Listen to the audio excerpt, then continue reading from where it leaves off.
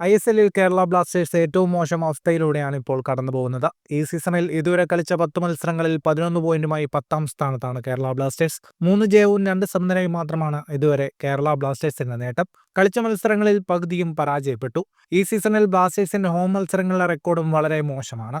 10 മത്സരങ്ങളിൽ 6ഉം ഹോം ഗ്രൗണ്ടായ കൊച്ചി ജവഹർലാൽ നെഹ്റു സ്റ്റേഡിയത്തിലായിരുന്നു. ഈ 6 മത്സരങ്ങളിൽ 2 ജയം മാത്രമാണ് ബ്ലാസ്റ്റേഴ്സിന് നേടാനായത്. ബാക്കി 4 മത്സരങ്ങളിലും പരാജയപ്പെട്ടു. ഈ കണക്ക് ഏറെ നിരാശ നൽകുന്ന കാര്യമാണ്. കഴിഞ്ഞ സീസണിൽ ഹോം ഗ്രൗണ്ടിൽ ബ്ലാസ്റ്റേഴ്സ് മികച്ച പ്രകടനമാണ് കാഴ്ചവെച്ചത്. ആദ്യ 6 മത്സരങ്ങളിൽ 4 വിജയം കഴിഞ്ഞ സീസണിൽ ബ്ലാസ്റ്റേഴ്സ് ഹോം ഗ്രൗണ്ടിൽ സ്വന്തമാക്കിയിരുന്നു. ബാക്കി 2 മത്സരങ്ങളിൽ സമനിലയും സ്വന്തമാക്കി. സ്വീഡിഷ് മാനേജറായ മൈക്കൽ സ്റ്റാറയുടെ ശിക്ഷണത്തിലാണ് കേരള ബ്ലാസ്റ്റേഴ്സ് ഈ സീസണിൽ ഇറങ്ങുന്നത്.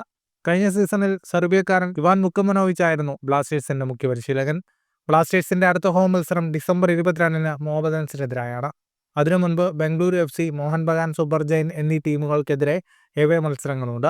ഫുട്ബോൾ ലോകത്തെ കൂടുതൽ വാർത്തകൾക്കും വിശേഷങ്ങൾക്കുമായി ചാനൽ ഇപ്പോൾ തന്നെ സബ്സ്ക്രൈബ് ചെയ്യൂ.